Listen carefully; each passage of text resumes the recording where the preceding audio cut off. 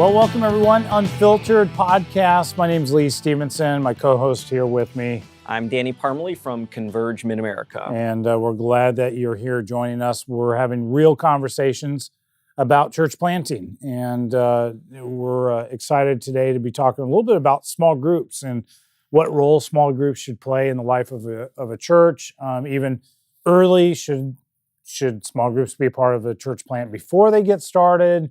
At what point should you launch small groups? And just talking a little bit even how small groups could potentially work. Talk to us a little bit about how small groups evolved for you, Danny, at Epikos. Yeah, well, small groups was actually one of our most critical kind of discipleship and ministry components of our church. I wish I could say it was all because that was my intentional master plan in the beginning.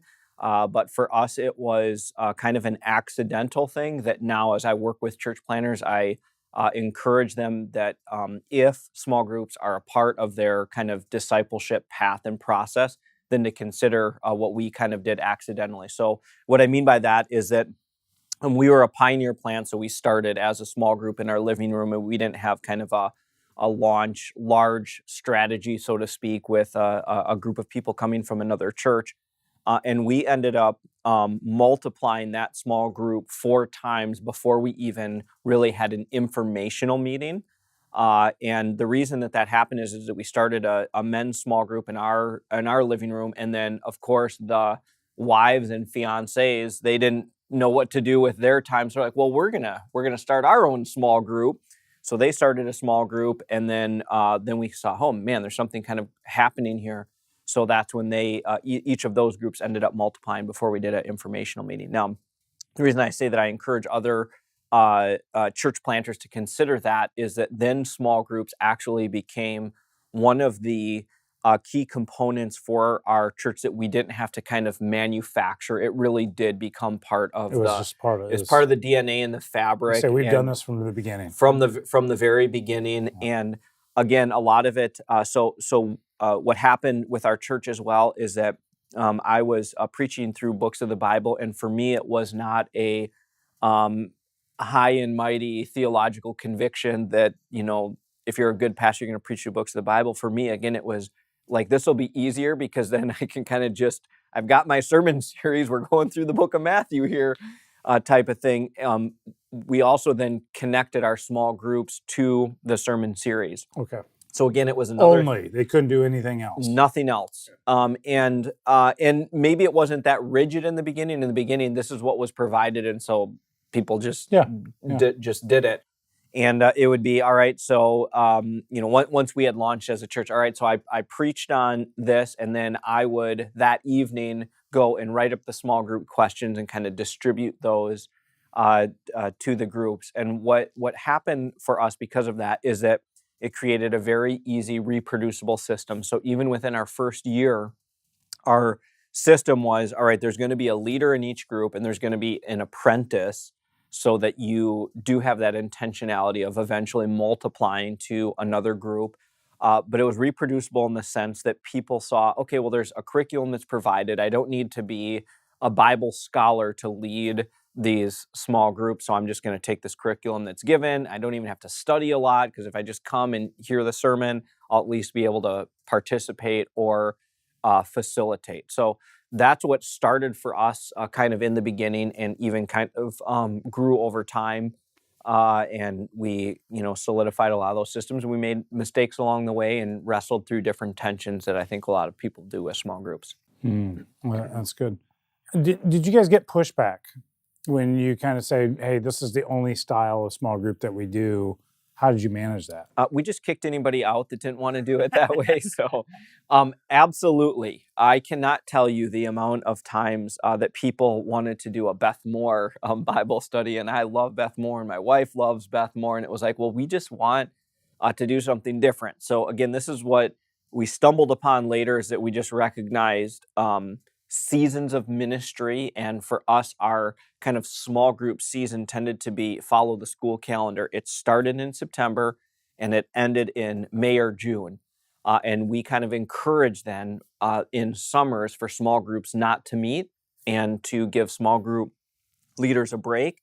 But if people kind of wanted to outside of the quote unquote system, there wasn't a sign up for Relational it. time, or That this was your opportunity to grab a couple people. Maybe it's even people that weren't in your group before, and you can do a study on anything that you wanted to do. So, so for us, we did maintain all the way up until the time that I transitioned out of my role, and they still do it that way. And the reason I say that is whatever you kind of deliver as your here's what we want taught in small groups is what we want it to look like.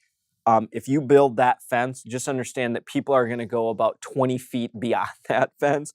So if you build a really wide fence, it's going to go even further than that, and you're just going to have creep that will becomes way more difficult to manage. It becomes way more difficult to manage. Which again, that could be part. And if small groups are not a part of how you are seeing that God is leading you and your church in that discipleship process, then you do something different. I'm not saying this is the only way to do it, but for us, it was the systematic thing that when people came on Sunday, we want you to come on Sunday, and then we're going to ask which small group are you going to be in. That's what we put all of our eggs in that basket.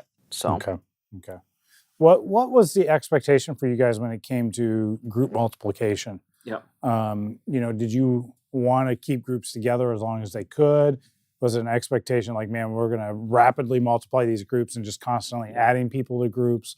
What was the procedure that took place there? Yeah, so lots of learning in there. In the beginning, we had kind of a very strict numeric. All right, as soon as you hit 10 people in your group, then that group becomes 2 groups of 5.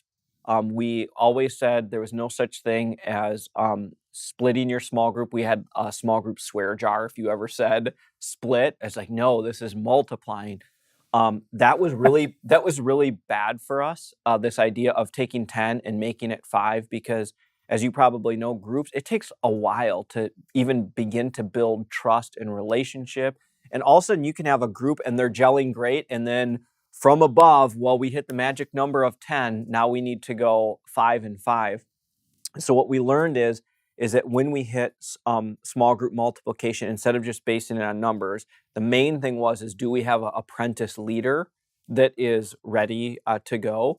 And when they would branch off to multiply to a new group, they would maybe take 1 or 2 people from that group, maybe nobody from that group to start the new group, instead of saying, all right, we've got this whole group. The other thing we'd say is maybe the main leader is the one actually that breaks off, so that the apprentice leader is the one that has this group, because it's already gelling. They're already gelling, and so they can kind of learn, where the more experienced leader is the apostolic leader, so to speak, to be able to multiply another one. So that's where we landed more. It is always, it's a tension. So you might as well just say it's a tension, this whole open and closed group. And we never figured it out completely, and I don't think anybody can figure it out, that there is this balance of always wanting anybody in the church to be able to kind of join a small group, and yet at the same time, how do you foster and maintain true vulnerability and authenticity that really only happens over time and over experiences? So that's something that, again, I don't think there's a magic bullet to say, okay, well, a group is closed for this amount of time or open for this amount of time. So we kind of had different times where we pushed small groups, so people came into them, they could kind of join them whenever, unless it was reached too large of a amount of people. So over 12, we really said it's not a small group after that. You can't. Who had the expectation of growing and connecting people to groups? Was that a shared responsibility between the church and a small group leader? Or was it mainly driven from the church perspective, or was that something mainly driven from the group leader himself? What do you mean?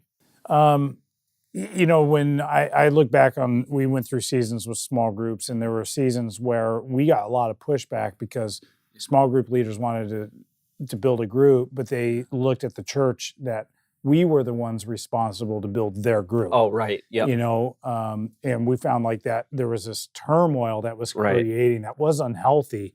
And so we ended up eventually kind of going to the point of saying, No, small group leaders, you have the responsibility Yes. to build your own group. So that way is like, we'll give you a platform, we'll announce the fact that you're a small group leader, but that's basically where we stop, from that standpoint. Yeah, absolutely. So that's what we eventually came to the place of with small group leaders, that you are the leader of the group. So you really are the one. Now, we did a couple big pushes during the year that was kind of like the open sign up type of thing.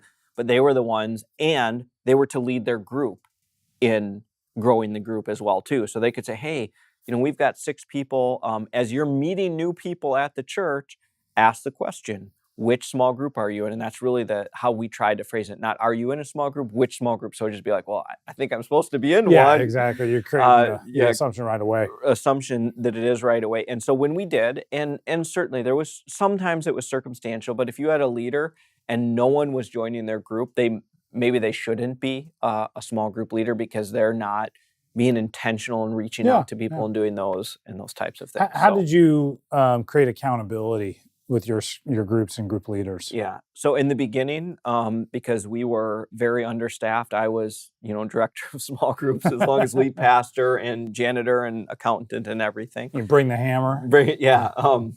So for that, we did like small group trainings, and there was kind of a regular kind of check-in in it. I don't even remember what year it was now that we hired a small groups pastor that then continued to build out systems. And it's hard, because we had things where it's okay, there's like a coach, and the coach has 10 small group leaders under them, and they're supposed to be meeting in these huddles, and you're just adding on these kind of different layers. And people like different amounts of management, and some would just love these huddles. And conceptually on paper, it sounds great. You kind of build the pyramid, and this person's caring for this person who's caring for this person. But not everybody functions that way. Some people just want to run their group and not they're not doing anything road, not at another meeting, and they honestly aren't really deriving that much encouragement from these huddle groups. It's actually just taking up more of their time. And other people loved them, and so we I don't want to say it was customized, but we kind of had to figure out different people's needs and to try to do it that way under our small groups pastor. How did small group questions and stuff get written? Yeah. Then, like, what was the process? Yeah. So, what was the process? Knowing it was sermon based, but right, there's still a process to get the materials in people's hands. Yeah. So as I told you in the beginning, it was because I probably finished my sermon Saturday night, so I didn't have enough time to write small group. So I wrote the small group questions just in case anything changed in the pulpit. It was literally Sunday night to where we. Over the last about 5 years that I was at Epicos, we would outline and write the entire, we would outline the entire sermon and write all of our small group curriculum that the summer before, because we ended up publishing those in like hard copy books so that to equip our small group leaders.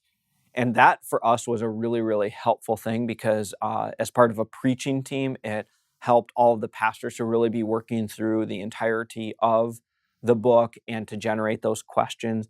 And as pastors, we wrote some of those questions, but our Ryan Boyer, our small groups pastor, then employed a team. And that was really important for us, especially as we learned that the questions that we were asking as pastors were at times really missing the boat, and including even gender-wise. You know what I mean? You got 3 guys who are like, oh, this passage is about this, and this is a really good question. And some of our wives are even like, what are you talking about? This is not what it's this is not relating to me. And so that was kind of broadened out, where then these teams were helping write the questions, still feeding them then to the pastoral team and the preaching team to be able to put them together. And we basically just made 2 different questions. There were ones that were directly from the text, so that literally if anybody's reading, these are factual things that are coming out of the text, where the application ones were the ones that were much broader and were going to be much more contextual to the people's lives in the small groups. That's really what we said in the small groups. We wanted everybody to do both pages, but during the small group time, they were focusing on the life application ones. Oh, okay. When you kind of think back over the evolution of small groups, are there moments where you go, man, I wish we didn't do that? and would have done something different if you were to do it again?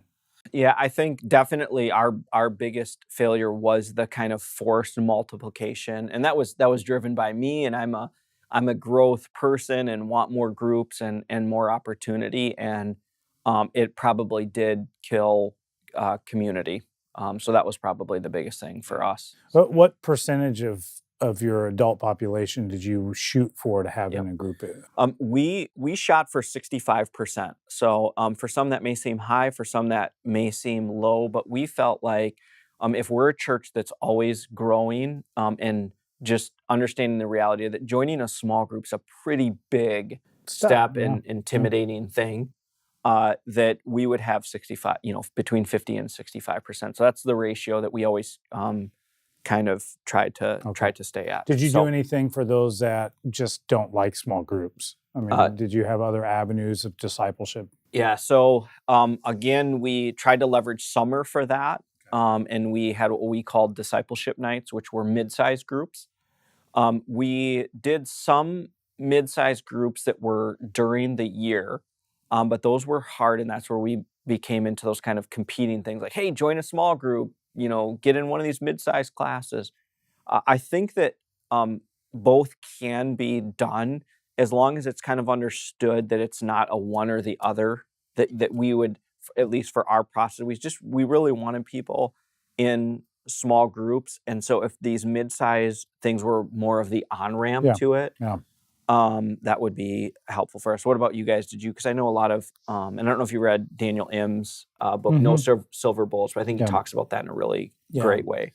Yeah, we kind of took a multifaceted approach. So small groups is a main area of discipleship and care that we wanted people to experience, be a part of. We operated similarly sermon-based small groups, and there was no other option. That was just the way it was.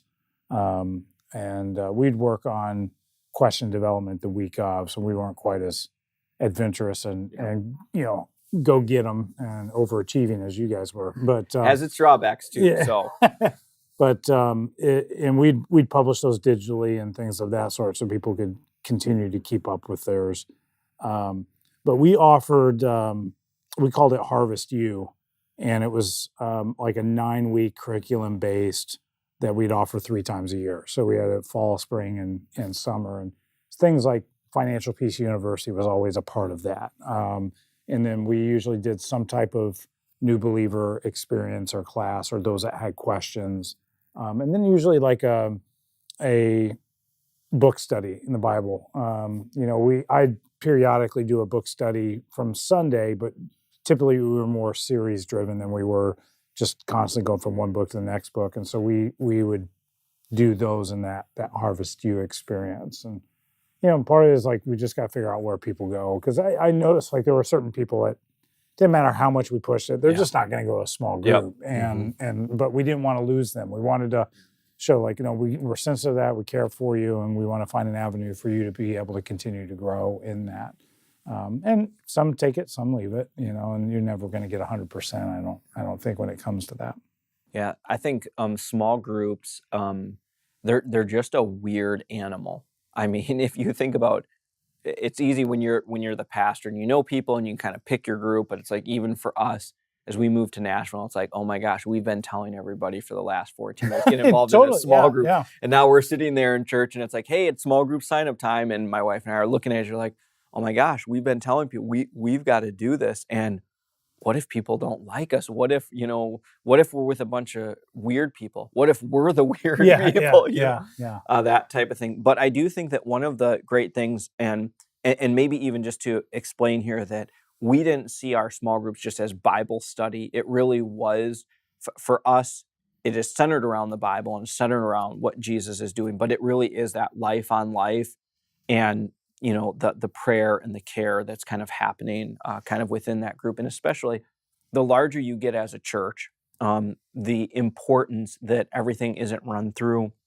the pastor, or isn't even just run through the staff, a staff member, that we can say, and I would often say, hey, let's grow large, but grow small at the same time. And I think that it's just a really kind of key component to it. Yeah. So. I know one of the things that always is challenging for churches, and especially those in a portable setting, is how do you do small groups? What do you do for children? Yeah. Like, how do you handle childcare in those situations? What did you guys do? So if you remember from one of the other podcasts, we didn't have children in the ministry, beginning. Yeah. And so I actually, our small group ministry in the beginning was so robust. I was just beginning to think that we like hit something that was so amazing. It was really, I'm going to write books. I mean, oh my goodness, we are knocking it out of the park. I mean, we have more small groups than some of the mega churches in town. And I'm like, yeah, we're doing it. And I realized it's just because no one had kids. So it was easy. Everyone, 85% participation. Yeah, we like to get together and eat. And so we went from everything to the church is going to pay for childcare. Okay. Then that didn't work so well. It didn't quite work in the budget. Didn't work in the budget. Then we tried. Okay, you can hire a babysitter and everybody like chips in on it, and then or you can have your kids and then just rotate one person. I don't know what the answer is. It is so challenging, and we found from a practical sense. This is a lot of times where like men's groups and women's groups just worked. And even for my wife and I personally, it's just easier. I stay home with the kids and you go to a small group. And then there's time you stay home with the kids and I'm going to go to small group because it's idealistic to get everybody together. But I mean, oh my goodness, it's nuts. So we just kind of took the easy road and said, you figure it out on your own. Figure it out. Yeah. Yeah. We just the same way. We looked at everything and nothing felt like we could drive it. And it was too big of an issue to ignore, but at the same time, it was too big of an issue for us to solve on our own. And so we just said, hey, here's multiple options. Figure out what works for you as a group. And people were, if they valued it, they'll figure out a way to make sure it happens. Yeah. You asked me, so I'll ask you, did you have pushback on a single thing? And so we both agree with that. So I'm wondering if you've heard things from other pastors that why they don't do that and that it just works so much better and that type of thing. Yeah, I don't know if I could say I've heard from other pastors that why it works better. I know a lot of people do it differently where they just give options and it's kind of like do whatever you want to do. To me, that was too scary of a premise to give that much authority, to put it that way, to people that I had no understanding where they really were, in the deep hearted things of the gospel and what their understanding was and how they voice those things. And we just gave them a platform to pour themselves into other people. And so for us, it was more of an accountability and trying to figure out how do we keep unity in the life of our church. And honestly, there's a practical element. It's like, I've been in small groups, Danny, where, you're doing a book study. Like, you read this book written by, A.W. Tozer and you sit around and talk about it. And the reality was like 95% of the time, nobody actually read the book, in the group. And they just kind of come and unprepared and just kind of pontificate about whatever came to their mind in that moment, And so part of it for us was like, man, what changes people's lives is getting them in the Word of God. Like they need to be reading their Bible and learning to apply these things and engage it in their daily walk. And I thought, man, if we just moved to sermon-based small groups, they're getting 30 minutes-ish teaching on that. So they're spending time getting an understanding of the context and some main points of this. And then, even if they don't revisit it until their small group, now they just spend an hour and a half going through the same passage. We just got somebody spending 2 hours of their week in one passage of scripture. Right. Like that should change their life. And so I felt like that became why we really philosophically made that decision. And we received pushback. I mean, it was people wanted to create their own studies and they wanted to show what they knew and all the pushback were from Christians. I mean, that let's just be honest, that's who it was. People are new to your church and new to church in a whole, they don't know any different. And they're just soaking it all up. And we just told them, like, that's not how we do it. Like, this is who we are. And I try to sit down and have a nice conversation with them, kind of explaining the philosophical bent as to why we do it this way. And some people are like, wow, like you actually thought this through, and like I never thought about it that way, and fully jump in and are on board. And there were other ones that just never could quite get there, and they would try, and eventually they end up exiting. And sometimes, a couple times we would have to have a hard conversation with the group because the group leader just decided, I'm going to do my own thing anyways, right. and we'd have to rein them in. Yeah. I think for us too, the other advantage of doing the sermon-based small group is that for new people in the church, Christian or non-Christian, that they could enter in at any time in comparison to like, oh, we're going through this book, everyone else is on chapter 7, so if you want to, you have to go purchase this book, read 7 chapters, and then be able to engage in it. So it seems expectation you got to catch up. Yeah. Format of groups. Did you give what were your parameters for the format, or did you leave that open as far as that was pretty open? Yeah. I mean, we craft questions. We didn't hold people's hand to get through all the questions. Yeah. We tried to train them like, think practical. It's life on life. You're there to care for each other.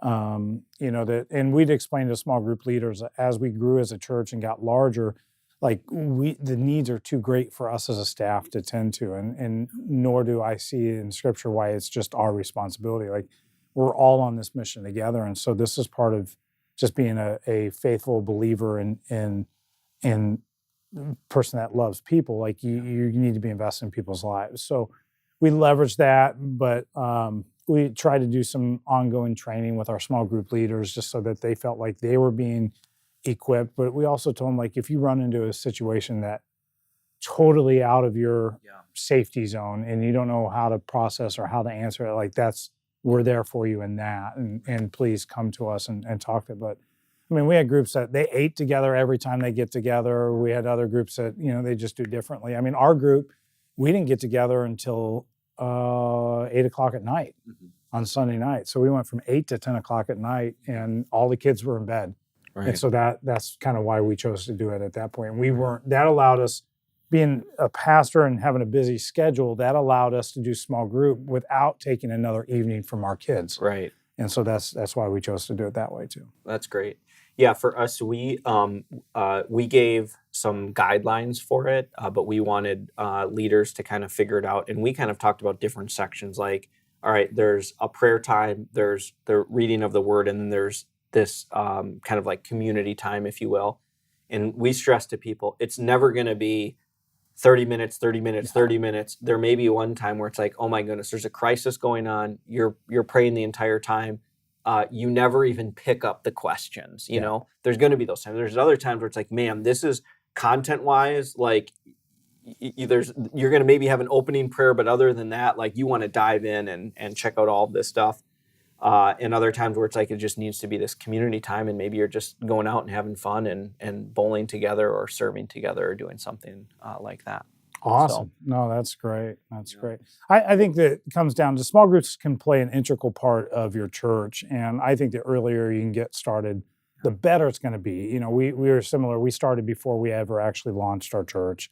And so we were able to say, like, this is just who we are. That's part of what we are. And we wanted our small groups getting involved in the community at least twice a year as well. And so we worked to create partnerships that we'd educate our leaders, saying, hey, here's partnerships that we have in the community. Why don't you guys, instead of meeting 1 week, go serve together at one of these places? And we tried to do as much, and not every group did it, but a lot of groups bought into that kind of idea. And I think we picked up steam as the longer that we did that. But I appreciate you sharing and your own ups and downs when it comes to small groups. And you're going to learn as you're out there, Pastor, trying to figure out what to do, and just keep pressing forward and find what works for you in your given context. But yeah, and my final words are that small groups are one of the more difficult things to do, and it's messy. And whatever you draw up on paper, it's not going to go that way. Yeah. It's not going to go that way, but it is worth it, because as people really do lessen their dependence on staff and professionals to meet their needs, to have that community, you're empowering, you're raising up leaders. It's gold. It's great. So, great advice. Thanks for being with us, everyone. This has been the Unfiltered podcast and talking about real church planting things. So until next time, keep it real.